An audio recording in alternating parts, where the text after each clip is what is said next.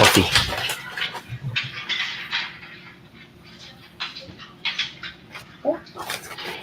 Wala ko Wasabi. yung honey.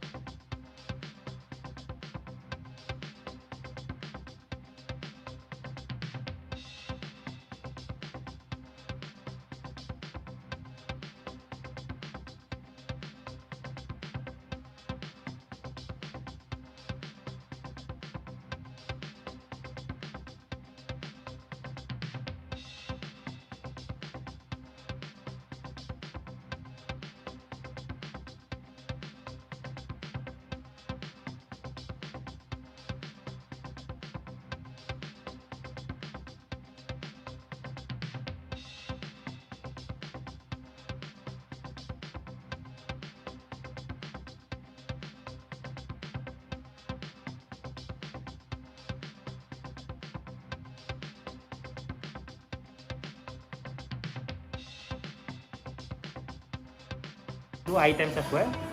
So, bestsellers namin, tapsilog, beef pares, pansit, pork sisig, mi goreng, and chicken satay. So, yung operating hours namin starts from 10 a.m. to 9 p.m. Mondays to Saturdays. To order and know more about us, visit our Facebook page for more details. Sarap!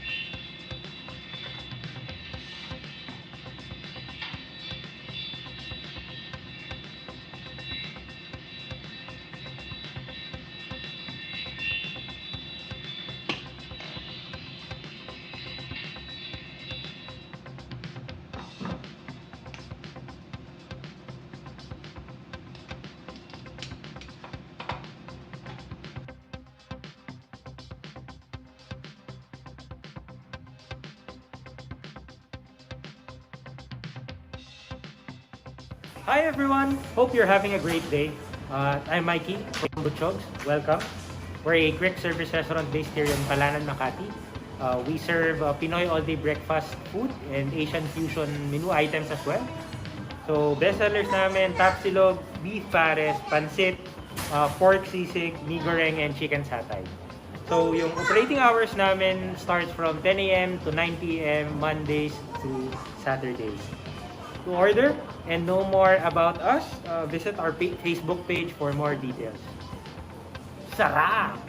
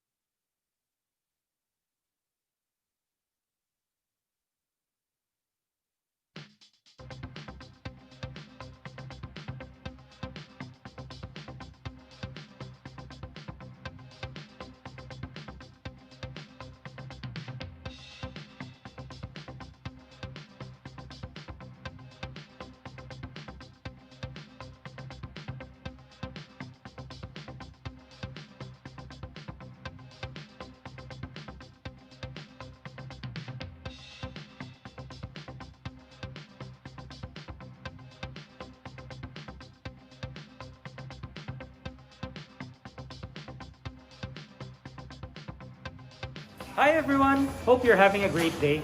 I'm Mikey from Butchogs. Welcome. We're a quick service restaurant based here in Palanan, Makati.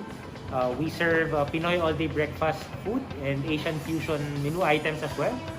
So best sellers namin, tapsilog, beef pares, pansit, pork sisig, mee goreng. So yung operating hours namin starts from 10 a.m. to 9 p.m. Mondays to Saturdays. To order and know more about us, visit our Facebook page for more details. Sarap!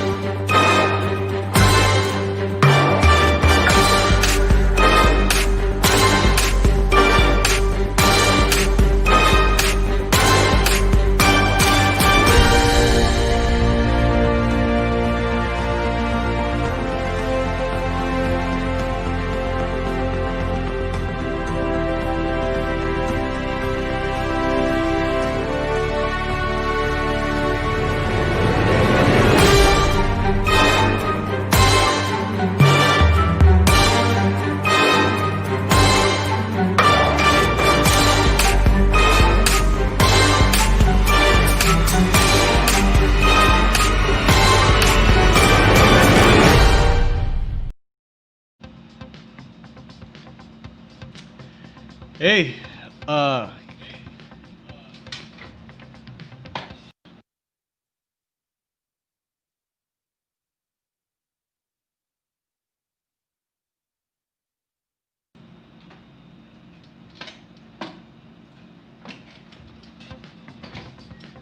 Hi everybody, good evening. And this is Christian Chu and welcome to Learning 30s, where we talk about entrepreneurship in under 30 minutes.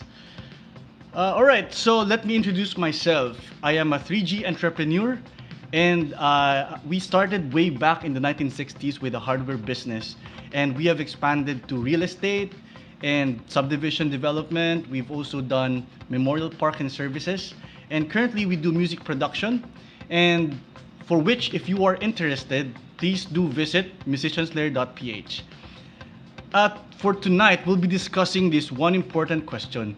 Kasi for the past weeks, we've discussed about the why of doing a business, and then the how of doing a business, and then we enter this particular cycle of asking, what should we do, when should we do it, and where should we do it, and who should we tap to do it.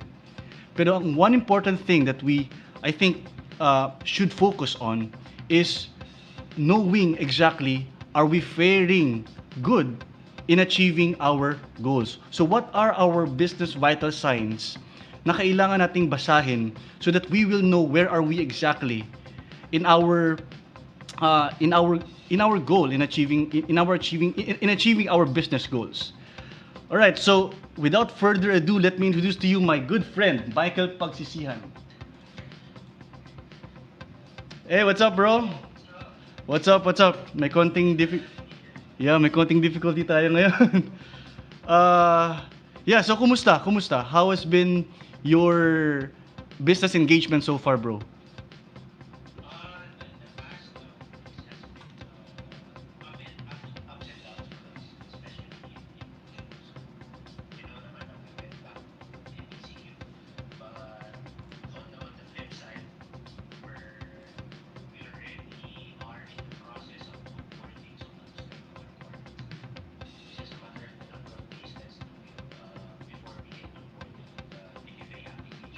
Mm.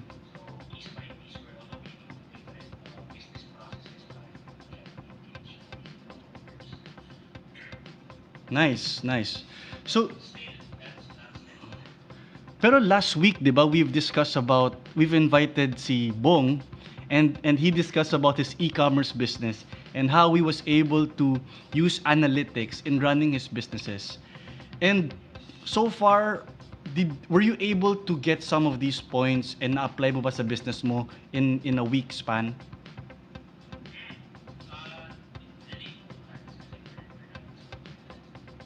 Hmm.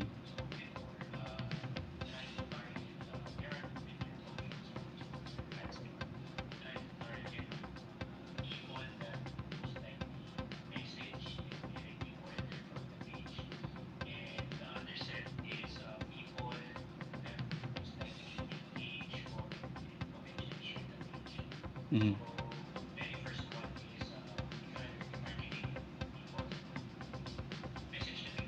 Yeah.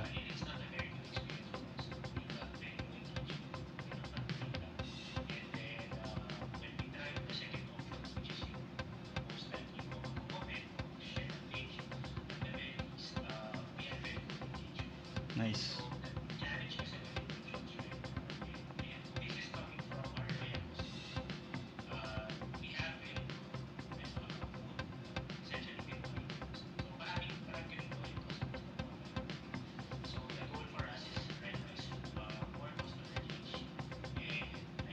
The strategy from a marketing perspective is very well aligned to that as of the current moment.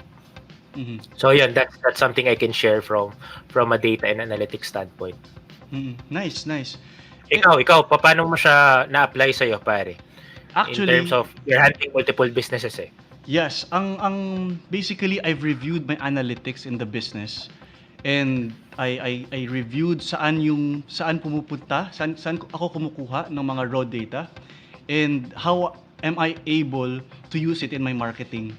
Kasi yun yung tinuro sa atin ni Bong Bibi when we discussed it last week, na these data are being used in propelling his marketing efforts dun sa kanyang e-commerce business. So sa akin ganun din. Inanalyze ko specifically ano yung mga specific data na pwede kong magamit sa aking businesses. Now, gusto ko lang ito mamaya i-expound natin mamaya itong sinasabi nating analytics, because tonight we're gonna be discussing specifically as a business owner, ano talaga yung gusto mong tingnan na like if you are a micro businessman or if you're a small businessman or medium businessman, is it the same analytics? Is it the same set of data that you're gonna be seeing? How about if you're a large business? Is it the same set of data? And how much of your time are gonna be spent just looking at these data? And ano yung time para ma-execute mo sila into your respective businesses? So yun yung mamaya i-discuss natin. Our audience are in it for a very good surprise. If you're thinking that you're looking at different types of data depending sa size ng business mo. Yes. So go! Yeah, all right. Go ahead. So let's do this. Again, I'm just gonna be reiterating it. So before, lagi tayong sinasabi, we always have to start with why. And very important yun. Starting a business without a why, probably hindi ka, in the long run, you will not be as dedicated to continuing the business. So very important yung why. And then number 2, how are you gonna execute your why? Very important din yan, because you have to benchmark, you have to know who has been there already, and kung paano ka mismo, how are you gonna traverse that path. Then ito yung number 3, ito yung cycle of knowing what milestones are you gonna achieve, when do you plan to achieve it, and then who exactly are you gonna tap para ma-achieve yung milestone na yun. And then, after that, ito yung, dito tayo magfo-focus. Sorry. I-execute mo muna, and then after executing it, dito tayo magfo-focus. You have to know what's your score. Kasi, sabi natin, it's a cycle. You have to know what, when, who, where, and then you have to execute it, and then you have to know the score para magta-traverse ka na naman ulit, paikot-ikot. Yun actually yung majority of us na nami-miss out natin. Knowing our score in the business and how should we proceed after that. So yun yung evaluation. Dito papasok yung financial statements. But specifically, what part of the financial statements yung kailangan nating tingnan? Ito yung ating i-expound. So let me tell you a story. This is from our own set of businesses. So our very first business, which is the hardware business, was started way back in the 1960s. And it's interesting to note that minsan nag-a-advise tayo no na yung business natin kailangan may business, we have to know our business numbers. Pero it would seem illogical or contrary to what has happened in our businesses. Kasi sabi nga natin, our business started in the 1960s. Pero at that time, meron na bang computer? Meron na bang analytics? Meron na bang yung mga figures that we are telling ourselves that we have to look at? But then, sabi natin, nag-survive yung business namin and it has grown into what it is now. So parang medyo contrary, no? So i-resolve natin yan mamaya. And yun nga, the family business, the hardware business, grew from micro during the 1960s and then to small and then to medium. And it's only about 15 years ago. Take note, 15 years ago lang, mga around 2005, 2006, around that time, when we actually started considering financial systems as a core part of our family business. So whenever we talk about it, sinasabi namin, business figures, it's part of business growth. Pero sabi nga, laging sinasabi to, si lolo nyo nga, wala pa namang kaalam-alam sa computer. Pero, you grew to become where you are now. So, dito ngayon mariresolve yun. So, I've actually thought about it for a very long time, and until I was able to talk with the other business stakeholders, and we've identified the key reasons why such were possible. Number 1, running a hardware store in the province in the 1960s had us the first mover advantage. Okay? And they were very few, if not negligible, competitors back then. Number 2, the markup on our products was very huge. And now, sa panahon ngayon, para magbenta kami ng bakal, we have to fight with even less than 10% profit margin, net of VAT. And number 3, there were a lot less government regulations.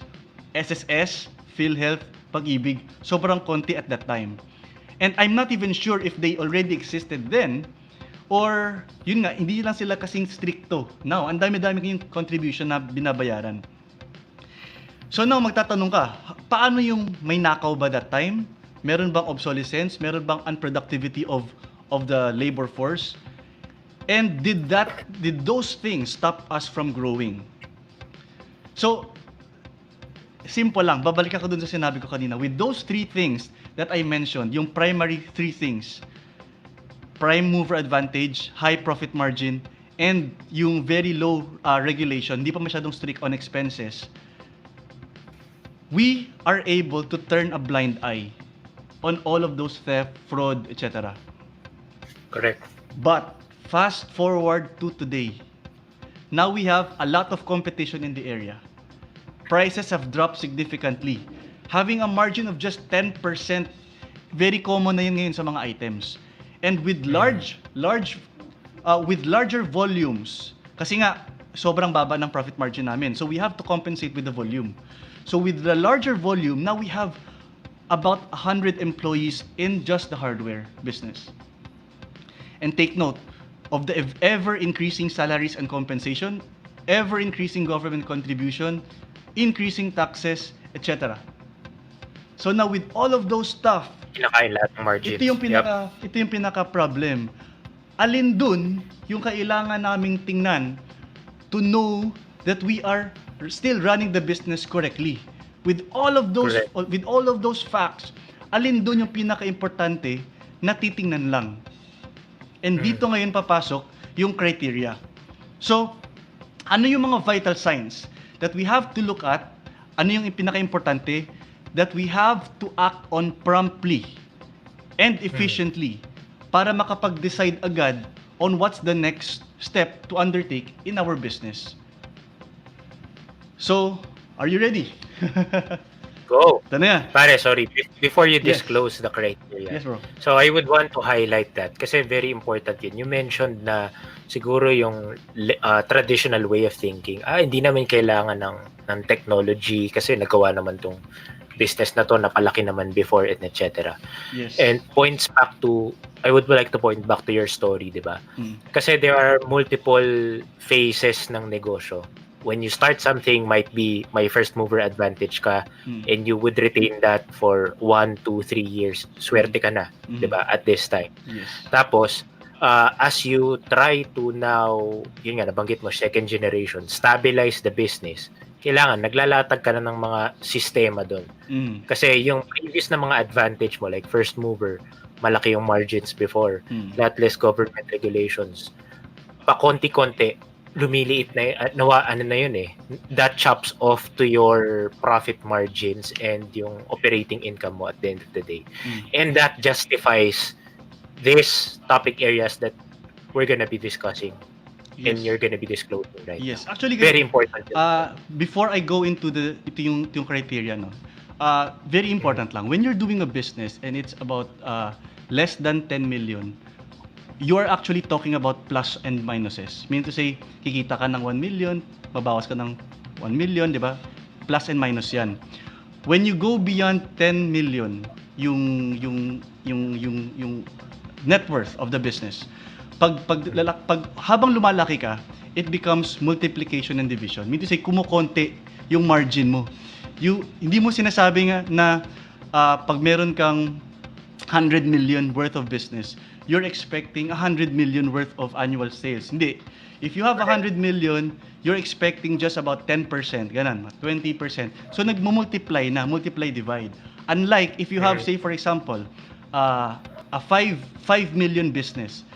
Pag meron kang 5 million business, it's very, very possible for you to earn also 3 million, 4 million, 6 million of net income in a year. Very possible yun. So, very important yung thought na yan na the bigger the business grows, yung factor niya is also lumiliit. So, Correct. Why is that important? Because when you are managing bigger and bigger businesses, you actually have more items that you have to be focused on.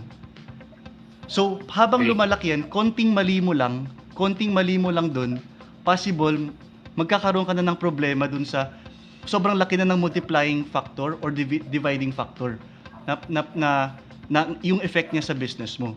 Say for example, mali ka lang ng compute dun sa profit margin mo. Tapos yung profit margin mo is just 10%. Nanakawan ka ng more than 8%, 9%. How are you gonna be able to justify it with your expenses? Wala na, lugi ka na. And sabi nga natin, when you grow, your focus also grows. So pag madami ka na masyadong iniisip,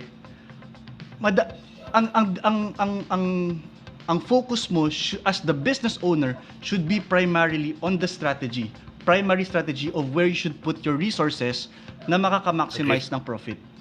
And pag sobrang dami ka ng iniisip, madi-divide yung focus mo. Yung where should you put your time na you might be putting it on the wrong items. So ito yung sabi natin na ano yung pinaka-important lang na tinitingnan mo? The 3 items that we should look at. Go. All right. What are those 3 items, pare? First, definitely cash flow. So when we say about cash flow, it's the clean cash that you have to get for the business. Kung I just want to bring to you yung book, The Richest Man in Babylon. It says that you have to pay yourself first. So if you are the owner, this is the business, this is your business, this is you should never merge them together. So ang una mong titingnan is how much can you take away from the business to yourself as the owner. That's number 1, that's cash flow. So whatever is left in the business should be able to run the business na hindi ka malulugi. Very important yan. Correct. So that's number 1, cash flow. Are you getting enough cash that kahit natanggal mo na siya sa business mo, the business is still running? Number 2, income. So you will realize that as your business grows, you will introduce yung term na tinatawag natin is accrual. So medyo foreign yung word na accrual. Pero anong meaning ng accrual? Ang meaning lang niya yan is different yung timing of cash and yung pag-realize mo ng either income or expense. So pagka kunyari, bumili ka ng panggas mo. Yung gas mo, inutang mo yon. So, because inutang mo siya, nagkaroon ng timing difference dun sa pag-incur mo ng expense at saka pag-out mo ng cash. So, that is, yung difference na yan is called the accrual. It's also the same with income. Possible na nakabenta ka na, pero wala pa yung cash. Yung cash mo is nasa receivable pa. Inutang sa'yo. So, because of those accruals, nagiging complicated yung cash flow mo. So, nagkakaroon ng timing difference. So, when that happens, now you have to look at the income. Very important yan. Bakit hindi natin inuna yung income? First, very important talaga yung cash flow. Dapat you should be secure in yourself na dapat meron kang nakukuhang cash. Kasi, why would you be doing business if at the end of the day, puro nasa receivable, nasa utang? Hindi mo din naman pala na-collect after 3 years, 4 years. Then lugi ka. It's all on paper. Correct. So very important, number 1 is cash flow. Number 2, now you analyze your income statement. In the long run, is your business still potentially viable? Profitable. Yep. Yes. Lumalaki ba yung collectible mo? Malaki nga yung income mo, pero yung collectible mo nako-convert ba sa bad debts? So you have to look at that. And then number 3, yun yung asset productivity. So first, you have the cash flow. Second, you have the income. Third is you have the asset productivity. So ano yung napansin mo? It's actually yung level of involvement mo in the business gets more detailed as you go down. Para siyang funnel. Yes. Yep. Habang nasa taas ka, what you're interested in is just the cash. Magkano yung pumapasok sa akin? Is it enough? Number 2, let's go into the details. Papasok yung accrual, papasok yung income. In the long run, meron ba akong makokollect? And then number 3, saan galing yung income ko? Specifically, yung sales ko, saan galing? What set of inventories, if nagbebenta ka ng buy and sell, ano yung mga set of inventories that give me this profit margin? Or what set of inventories na nagsastock ako ng sobrang dami, tapos hindi pala ako binibigyan ng proper return. So, now, specifically, ano sa asset productivity? It's basically the return on your asset. So, pag sinabi nating vital signs, meron kang sinasabing return on asset. So, very quick lang yan. Titingnan mo sa financial statements. Ito yung asset mo na ginagamit mo for your business. How much yung income niya per that. So, meron kang mga ratio na. It becomes the ratio. Okay. So, Pare, to clarify, yes, sorry. bro.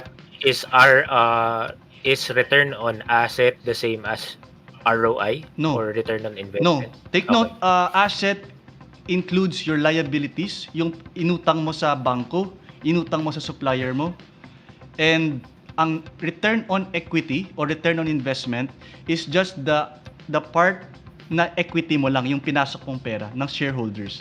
So, why do I have a bias towards return on asset? Because a return on asset, it's the productivity of the entire assets that you have. Correct. Kasi correct. delikado pag sinabi mo lang return on investment. Take note, your interested return on investment. Take note, here, I just have to restart this. Go. So while XT is adjusting that, Yes, baka naman nagkaroon mga namang energy technical drink problem. sponsor us. Yes. Go ahead. So, pag sinabi nating return on investment kasi, delikado yun kasi hindi natin consider yung entire productivity. Possibly may meron tayong biniling inutang na asset sa bangko. 'Di ba? Binili tayo ng isang equipment. Tapos, if we just look at return on investment, wala tayong in-out na pera kasi inutang natin sa bangko. So, ang problema doon, hindi natin nako-compute ng tama kung yung asset ba natin is really at its most productive use or hindi. So, very important yan. Okay, now, another thing. We mentioned na yung 3 levels, cash flow, income, and yung asset productivity, nasa ganitong level siya. Why? Because for every level, there's a different skill set. Okay? Correct. If you are on a large company, what usually happens is, you as the owner, or you as the investor, you just look at the cash flow. And then you demand output from your CEO. Your CEO manages your income. And then after that, you have the managers who manages the asset productivity. Correct. So, if you are a small owner, you can do all of these 3. Kasi dapat mong gawin. yes, because it's the amount, it's the level of engagement that you want. If gusto mo talaga mag hands-on sa lahat, then you can do asset productivity, you manage your income, you manage your cash flow. Ganun yun. Pero take note, you can only do so much with your time. So the amount of time that you want to be involved in your business is also tantamount to how much can you scale up. The more people you have down below, the better you can scale up. And yung tinitingnan mo, if you're the owner, cash flow lang. If you're a medium businessman, gusto mo dun ka lang sa net income hanggang. So that's it. Very simple. Cash flow, income, and asset productivity. And this highlights the point nung diba?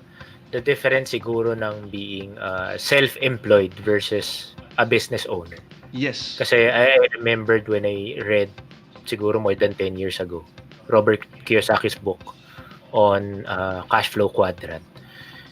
And learning from you and our mentors in mastermind. So when you're in a business and you can't take away yourself out of the business, then you're self-employed. Yes. So the key is you hire people as you scale that would definitely take care of probably the bottom 2, the income statement and Yes. asset productivity. Correct.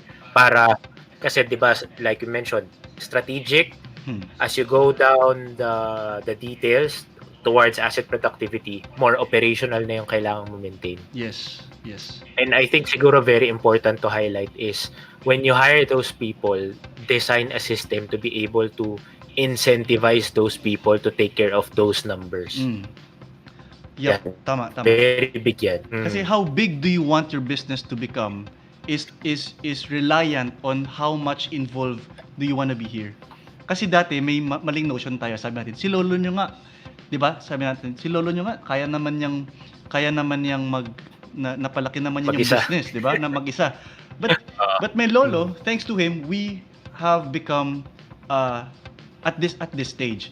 But take note, he also did all of these three. Correct. And even yung micromanaging sa baba pa, lower levels pa, yung talagang magkano yung, paano ka nagbenta, paano ka nag-sales, paano ka nag-cashier. Kasi dati ganun yung setup namin dito eh.